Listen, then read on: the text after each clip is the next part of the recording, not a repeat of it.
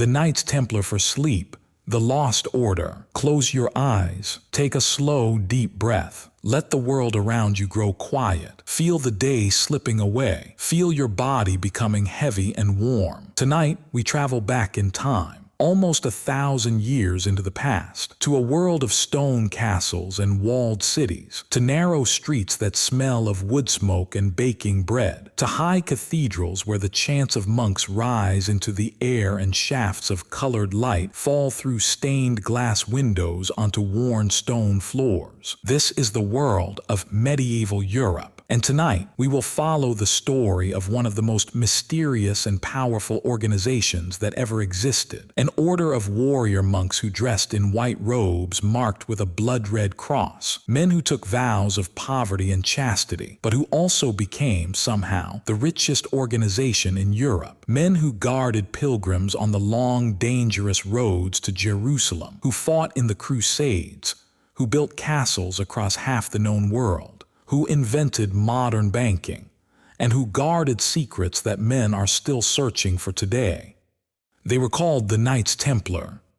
For nearly 200 years, they were one of the most feared and respected forces in Christendom. And then, in a single night, by the order of a single king, they were destroyed. Their leaders were burned at the stake. Their treasures vanished. Their secrets, if they had them, disappeared into legend. This is their story. Let yourself drift slowly into that world now. Let the modern world fade. Let the noise of the day grow distant. Imagine the cold stone walls of a medieval monastery, the smell of beeswax candles, the slow chanting of vespers as the sun sets over the orchard outside, the wind moving through the high pines of a French forest. We have all night. There is no hurry.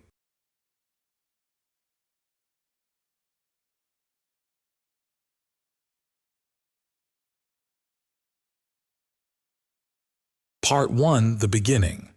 The story begins in Jerusalem, in the year 1099. For 4 years, an army of European knights had been marching across the world. They had crossed the cold mountains of Central Europe. They had passed through the great Byzantine capital of Constantinople. They had fought their way across the burning deserts of Anatolia and Syria. They had suffered terrible hardships: hunger, thirst, disease, the loss of half their number. But they had reached their goal. The walls of Jerusalem rose before them in the golden light of the Holy Land. And in the summer of 1099, after a brutal siege, they took the city. The First Crusade was a success. Jerusalem, holy to Christians, Muslims, and Jews alike, was now in Christian hands. A new Christian kingdom was established in the Holy Land.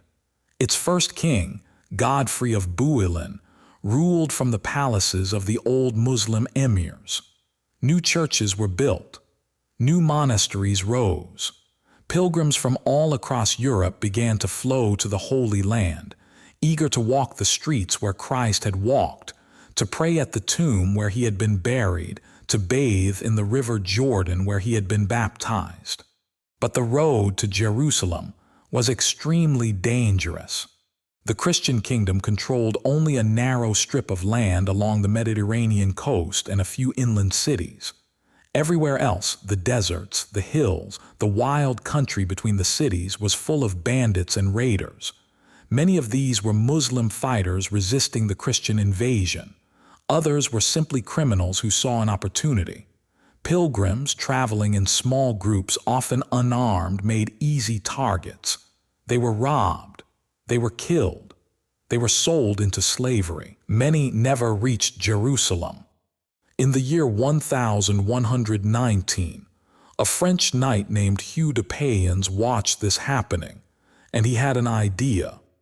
What if there was an order of warrior monks, men sworn to religious vows, but also trained for combat, whose mission was to protect the pilgrims on the dangerous roads? He went to King Baldwin II of Jerusalem and proposed this idea. The king liked it. He gave Hugh and his small group of fellow knights a part of his royal palace to use as their headquarters. This part of the palace was built on the site of an ancient temple, what had once been the great temple of Solomon, destroyed 1,000 years before, then rebuilt, then destroyed again, then converted into Islamic shrines. Because of where they were quartered, the new order took its name from this ancient temple. They became the poor knights of the Temple of Solomon. The Templars. For nearly 10 years they operated as a small private order. There were only 9 of them at first. They lived in poverty. They protected the pilgrim roads. They earned a reputation for fierce courage and absolute reliability. And then, in 1129, at a great council of the church held at Troyes in France, the Templars received official recognition. The most powerful religious figure of the age, Bernard of Clairvaux, a brilliant monk who would later be made a saint, wrote a treatise praising the Templars and helping to define their rule of life. He called them new warriors, fighting not for earthly gain but for the love of God. He declared their mission holy. He encouraged Christian knights across Europe to join the order. This recognition transformed everything. Suddenly, the Templars were not just a small group of pilgrim protectors. They were an official arm of the Catholic Church. They were placed under the direct authority of the Pope himself, exempt from the control of any local king or bishop. They could move freely across borders. They paid no taxes. They had unique legal privileges. And donations began to pour in.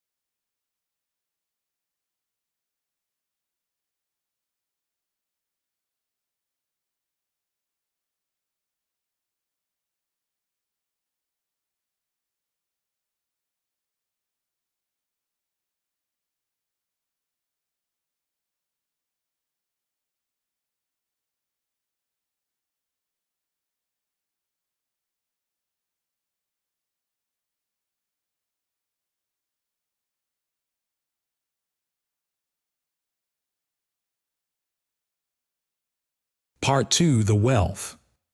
Within a few decades of their founding, the Templars had become one of the wealthiest organizations in Europe.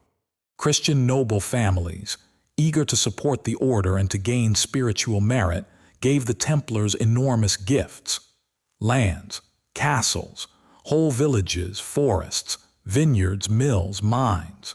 The order received donations from kings, from queens, from bishops, from rich merchants, from poor widows who gave their last coins.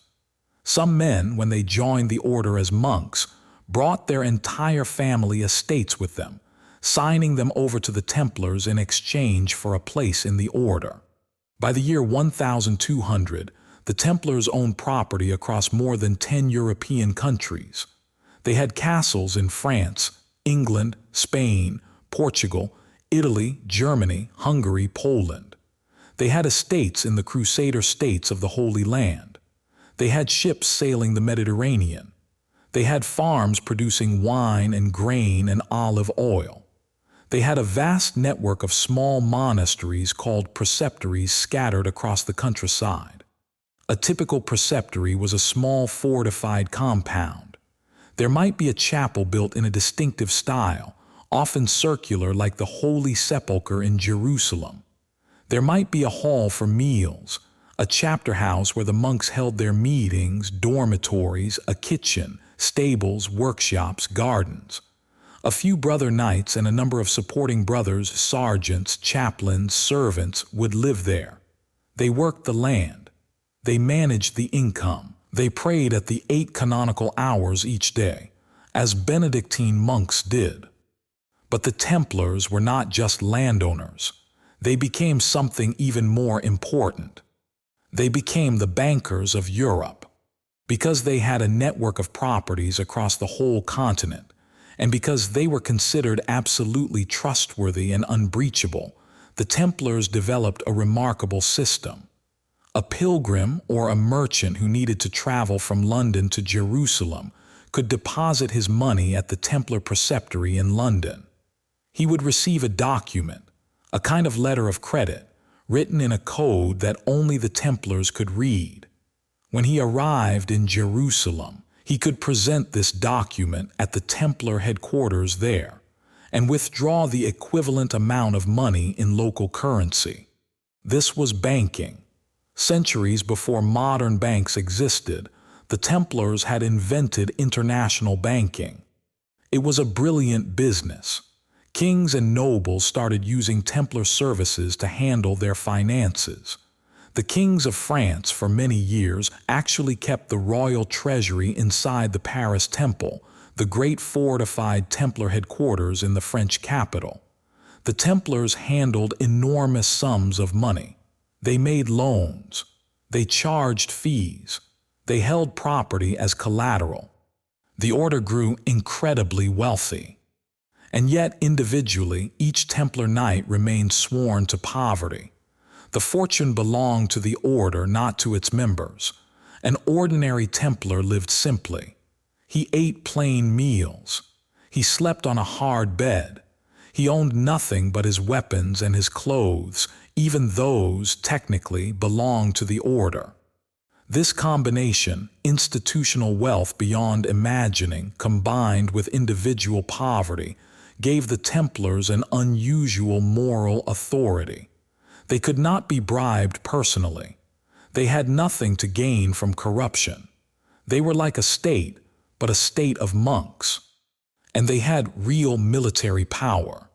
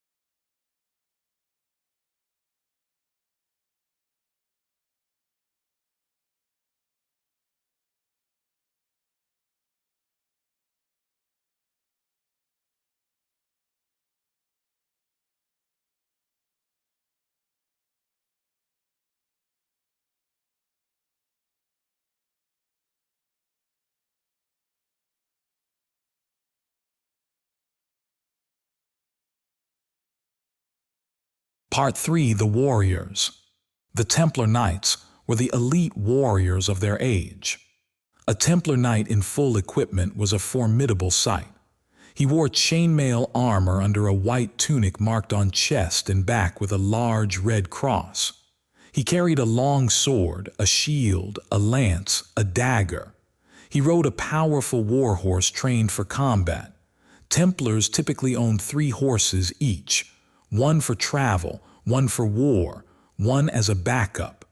Their training was constant and severe. From the moment a young man took his vows and joined the order, he was put through endless drills, riding, swordsmanship, archery, formation fighting. The Templars were famous for their discipline in battle. While ordinary medieval armies often broke and ran when things went badly, Templars were forbidden by their rule to retreat unless they were outnumbered 3-1. They held the line where others fled. In the Holy Land, they fought in dozens of battles against the Muslim armies of Egypt, Syria, and Persia. They held castles against impossible odds. They escorted pilgrim caravans through hostile country. They served as the elite guards of the Christian kings of Jerusalem. Their black and white banner, called the Bosint, became feared across the Middle East. When the Bosint appeared on a battlefield, both sides knew that the Templars would never run and would fight to the last man. They built castles that still stand today, massive structures of cut stone with thick walls, deep moats, towers, drawbridges, secret tunnels. Some of the greatest castles in Syria, Lebanon, Cyprus, and Spain were Templar fortifications. Some are now ruins. Some are still standing, their walls weathered by 800 years of sun and rain, but still recognizable as monuments to the order that built them. The Templars also lost terrible battles. In 1187, at the Battle of Hattin in the Holy Land, the Muslim Sultan Saladin trapped the entire Crusader army on a waterless plateau in summer. The Christians were destroyed. The Templars who survived the battle were captured. Saladin had them all beheaded. He considered them too dangerous to keep as prisoners and too valuable to ransom. After Hattin, Jerusalem fell back into Muslim hands. The Templars and other Christian forces held on in the coastal cities, Acre, Tyre, Sidon, for another 100 years. But the tide was turning. In 1291, the last Christian stronghold in the Holy Land, the city of Acre, fell to the Muslims after a long siege. The Templar Grand Master, William of Beaujeu, was killed in the fighting. The remaining Templars retreated to the island of Cyprus. The 200-year project of the Crusades, the attempt to keep Christian armies in the Holy Land, was effectively over. The Templars had lost their original purpose, but they were still rich, they were still powerful, and they had powerful enemies.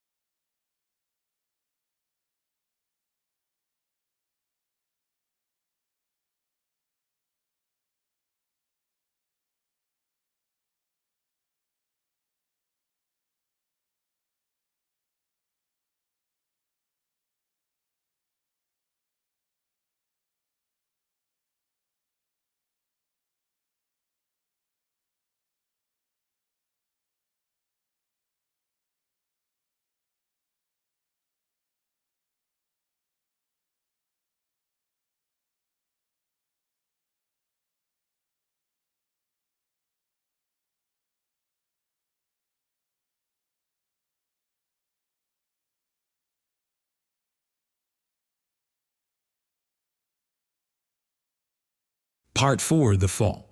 The man who destroyed the Templars was Philip IV of France.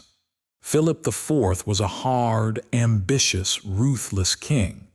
He was nicknamed Philip the Fair, not because he was just, but because he was physically handsome, tall, blonde, cold, with pale blue eyes that gave nothing away.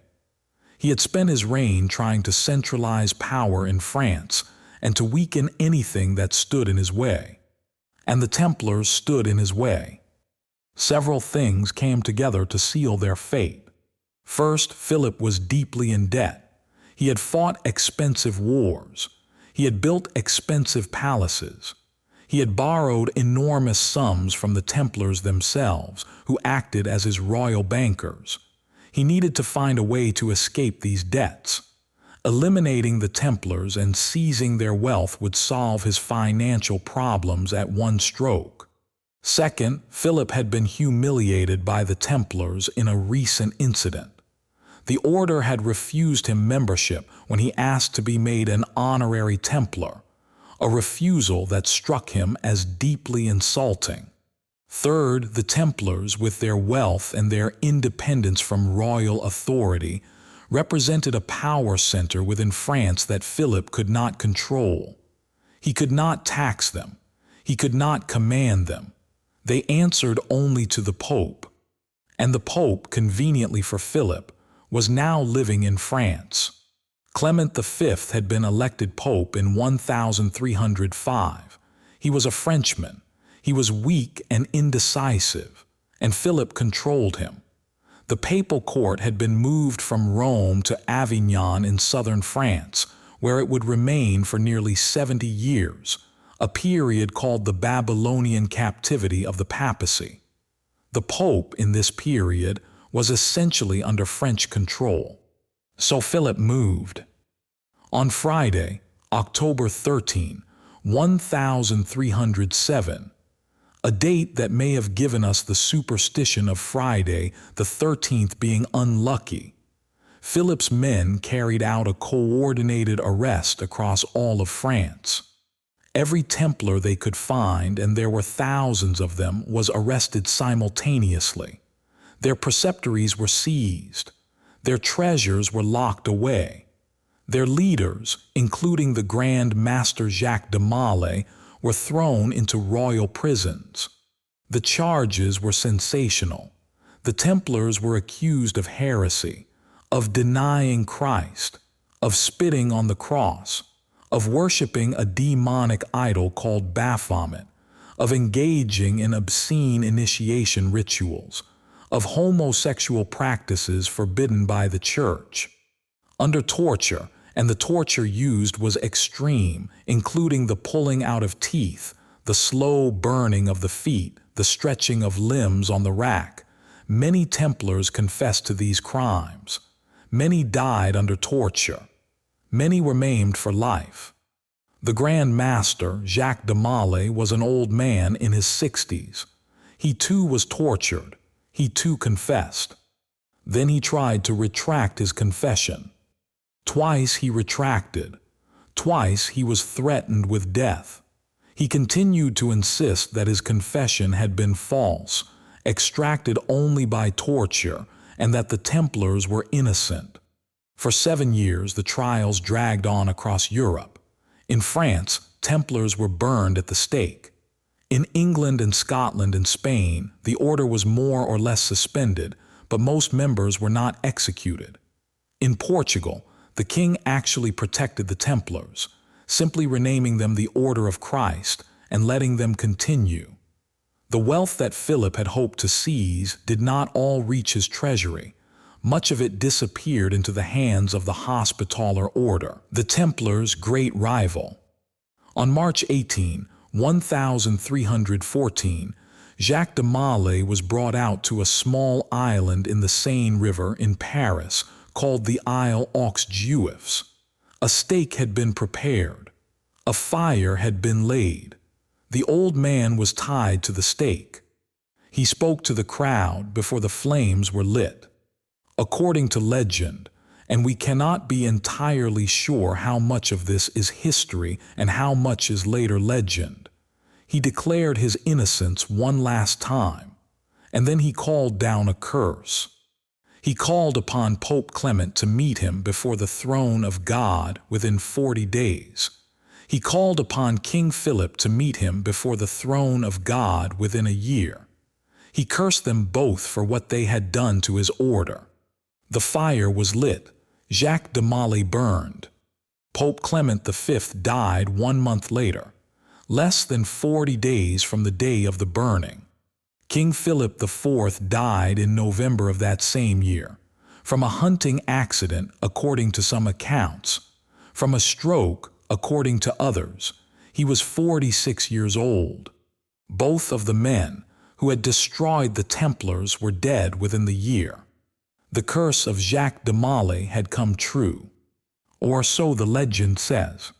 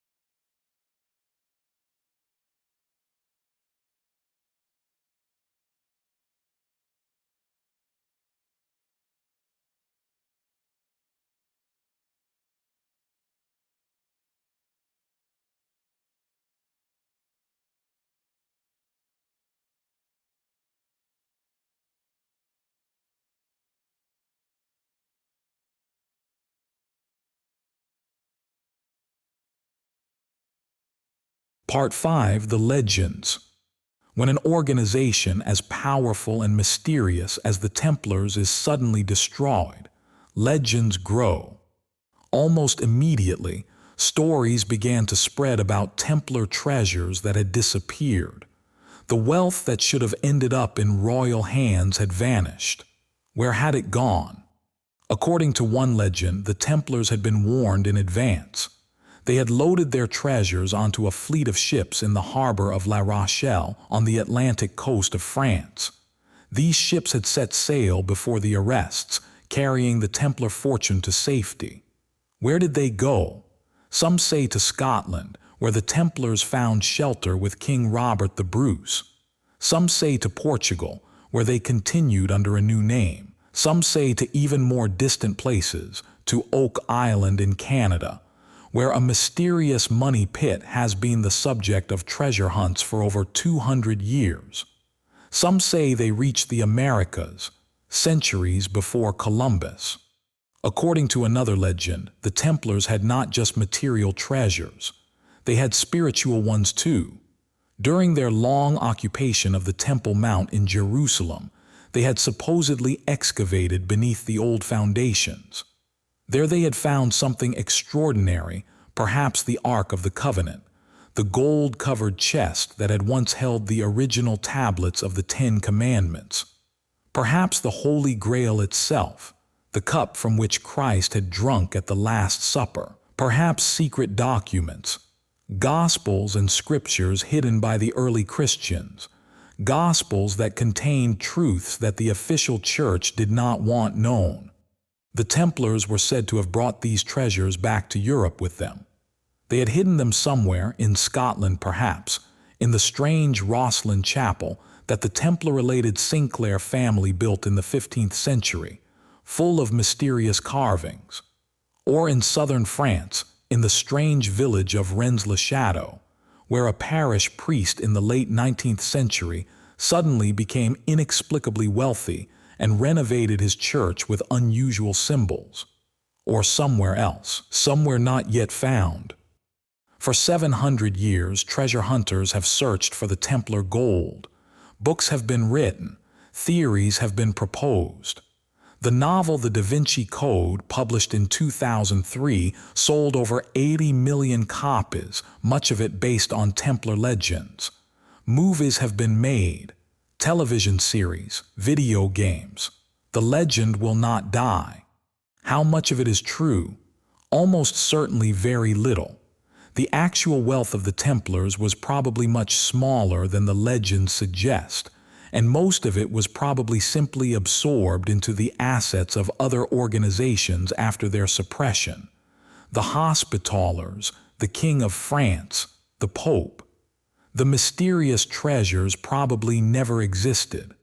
But the legend matters more than the truth. The Templars have become, in our cultural imagination, the keepers of secret knowledge, the hidden guardians of mysteries that link the ancient world to the present. They appear in conspiracy theories everywhere. Some modern organizations claim to be their secret descendants. Some Freemasons believe their order has Templar origins. The real Templars are gone, but the idea of the Templars lives on and grows stranger with each passing century.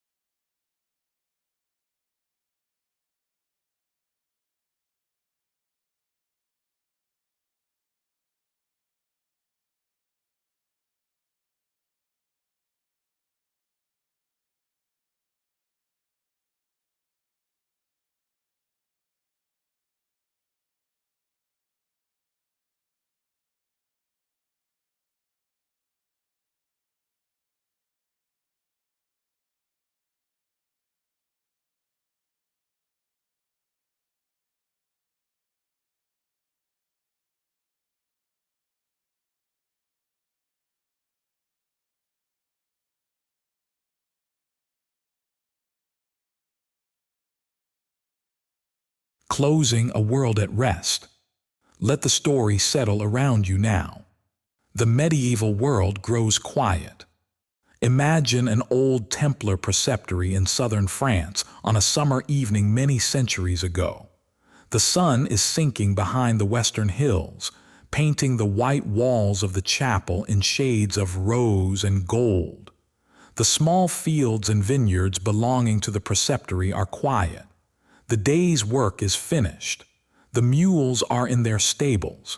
The chickens have come home to roost. In the chapel, Vespers is ending. The chant of the brothers, slow, deep, beautiful, fades into silence. The candles are extinguished one by one. The brothers file out and walk in silence to the refectory for their evening meal of bread and beans and a little wine. Above the chapel, on a pole in the courtyard, the black and white banner of the order hangs limply in the still evening air. The white cross on a red field, the symbol of the Templar Knights, is visible from miles away across the fields. A few of the brothers, after the meal, will walk in the cloister garden among the lavender and the apple trees. They will pray quietly. They will watch the bats flit through the deepening twilight. They will think of the brothers far away in the Holy Land, fighting under the same banner, under different stars. A messenger has arrived from Paris with news. Tomorrow he will leave again, carrying letters and documents to other preceptories across the kingdom. The order is vast. The network of brothers spreads across all of Christendom. None of them know that, less than 200 years from now, all of this will end. The chapels will be empty. The banner will be lowered. The brothers will be scattered or burned. The lands will pass into other hands.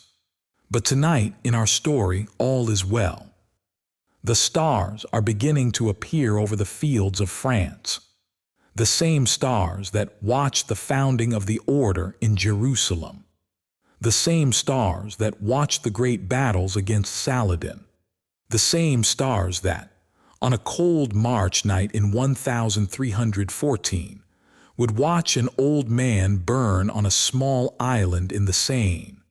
The same stars that still shine tonight over Europe and over us. Ancient and unchanging. The world of the Templars fades slowly, like a dream at the edge of sleep. The chapels grow dark. The banners are lowered. The chants are ended. The brothers sleep on their hard beds, dreaming perhaps of the Holy Land they will never see, of battles they will never fight, of the long road from Paris to Jerusalem. Everything is quiet. Everything is at peace. Let yourself drift now, through the soft darkness, following the current of the long medieval night. Rest now. Sleep deeply. Sleep well.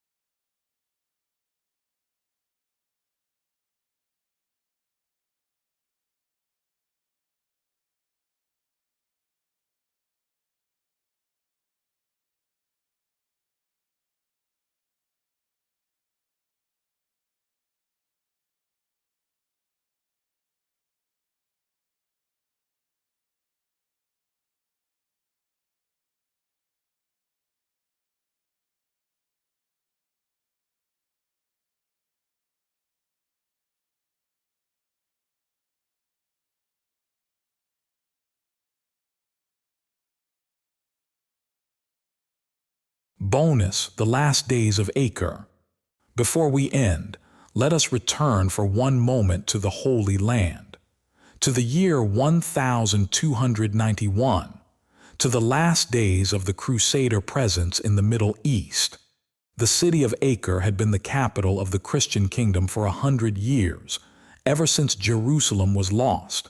It was a beautiful city, built on a small peninsula that jutted out into the eastern Mediterranean. Its harbor was full of ships from every Christian nation. Its streets were crowded with merchants speaking French, Italian, German, Greek, Arabic. Inside its great walls were churches and palaces, markets and warehouses, monasteries and brothels, banks and shipyards. It was the last great Christian outpost in the East. In the spring of 1291, the army of the Mamluk Sultan Khalil arrived before its walls. The Mamluks were Egyptian warriors of incredible discipline and skill. Their army was huge, perhaps 120,000 men. They brought enormous siege engines. They brought sappers to undermine the walls. They settled in for a long siege.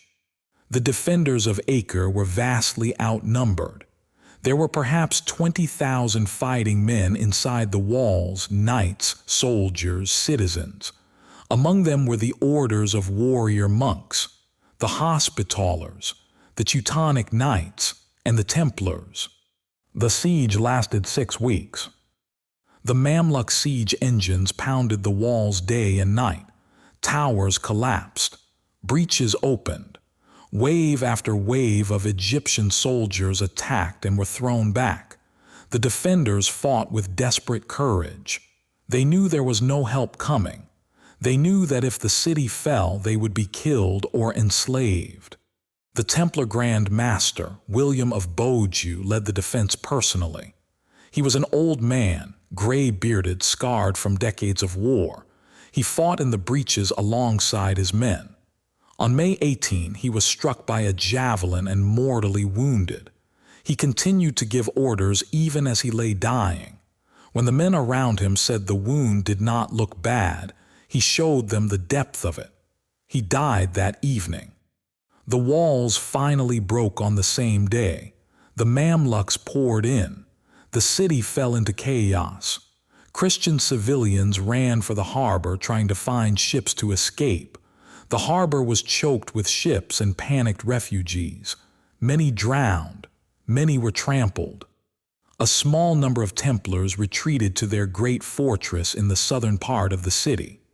The Templar headquarters in Acre was a massive stone complex with thick walls and tall towers, designed to be a fortress within a fortress.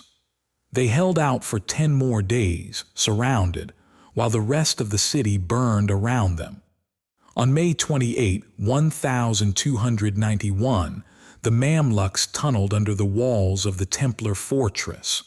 The walls collapsed. The defenders died in the rubble.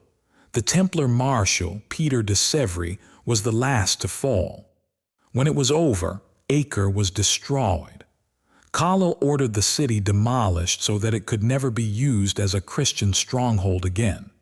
For 700 years afterward, Acre would be only a small fishing town, its great medieval walls slowly crumbling, its harbor silted up, its days of glory forgotten. The Christian presence in the Holy Land was over. The Templars retreated to Cyprus, and from there to Europe. 16 years later, the arrests of Friday the 13th would begin. The order that had been founded to protect pilgrims on the road to Jerusalem ended its life, having lost both the city and itself. But on quiet nights in old chapels across Europe, the white cross with the red cross of the Templars can still be found carved into stone walls. The order is gone, but the symbols remain. And under the stars of the same Mediterranean sky that watch their rise and fall, perhaps something of them remains as well.